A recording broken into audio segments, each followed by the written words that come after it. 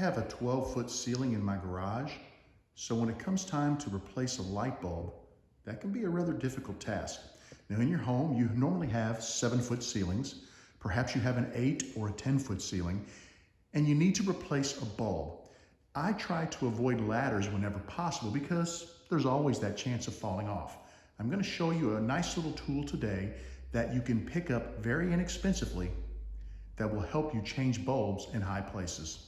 This pole is 6 feet long, and you'll notice at the top the 2 blue sections. By twisting those, this pole can extend to a total length of 18 feet. Now this is way longer than what I need for the garage. And in the comments, I put some links to Amazon for some of these poles, and I think 12 foot was the largest I put in there. But I don't recommend you buy the one that I linked to. I recommend you go to the link and then you search for one that's gonna meet your needs. If you're 5'8" and you have a 10-foot ceiling, you only need a 3-foot, maybe a 4-foot pole at the longest. So do a little looking around, find one that's in your price range and one that meets your height requirements. This is just the one I had, so it's the one we're gonna use. Here's the second tool we're gonna use. This is a pretty neat little tool. It is a bulb grabber. You'll notice that it's threaded on this end. The pole that I showed you is threaded on the top. This twists onto it, and this thumb screw lets you tighten it down so that it doesn't come loose while you're tightening or loosening a bulb from the ceiling. Now, the way this works is very simple. You take your bulb, slide it in, and it grips the bulb quite nicely. And on the end of the pole, you can take this right up to the ceiling. You can remove a bulb or add a bulb to your fixture. I also put a link for these on Amazon, and once again, I recommend not buying the one I linked to because I looked for an inexpensive one. Go in and take a look, go to the link and take a look at some of the other options available and find one that really meets your needs. The last thing I want to talk about is bulbs. Now this is an LED bulb, and I really like these because you get a lot of light and virtually no heat.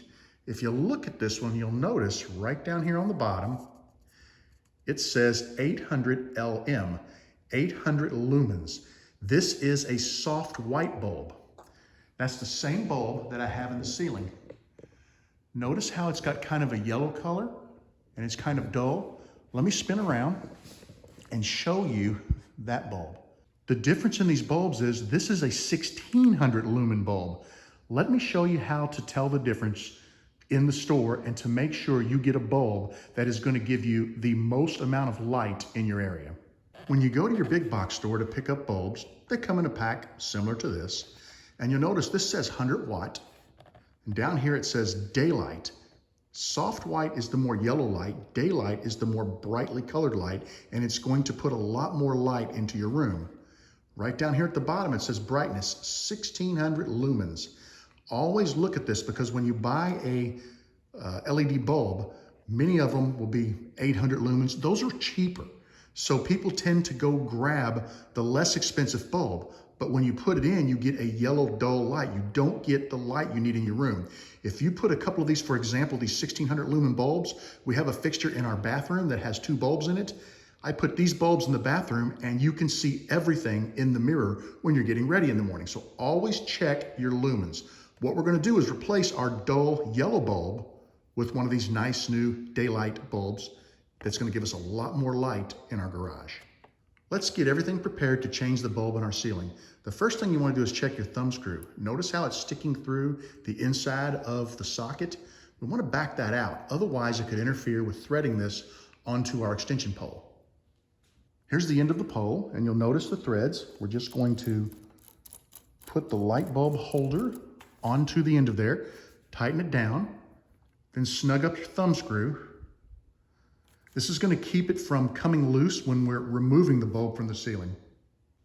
To remove the bulb, we press the holder onto it. We turn counterclockwise. Now you want to be really careful when you do this step. This happens to be an LED bulb, so there's no heat associated with it. But if you have a standard incandescent bulb, it's going to be really hot if it is actually working at the time you remove it. If the bulb is blown, you won't have any issue. We're going to take our new 1600 lumen bulb, put it into the fixture, and let's replace it in the ceiling.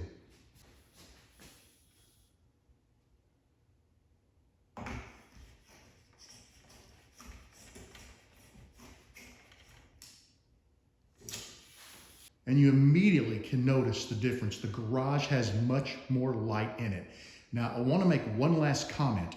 Those of you who have ceiling fans, notice how bright the light coming from my fan is. There are very small, what they call candelabra bulbs. They have a very tiny base on them. You can get those at the big box store as well. When you buy them, especially the LED ones, also check your lumens. This light has 3 1100 lumen bulbs in it, and look how much light I'm getting in my garage. I'd like to thank you for joining me today. I hope that this video helps you change light bulbs safely in your home. And I want to remind you that there are links to an extension pole and a light bulb holding tool in the video description. Remember, do not buy the ones that I link to. Click on the links, it will take you into Amazon, and then scroll down a little bit and look at all the different options. Find the one that best fits your ceiling height. You don't need an 18-foot pole if you have a 10-foot ceiling. A 4-foot pole will probably do the job and cost you a lot less money. I also want to make one last comment. If you have a floodlight in your home, they have a suction cup holder that you can put on the end of the floodlight. It attaches to your pole and you can get the high floodlights changed in your home as well. Have a great day, and once again, thank you for joining me for this short video.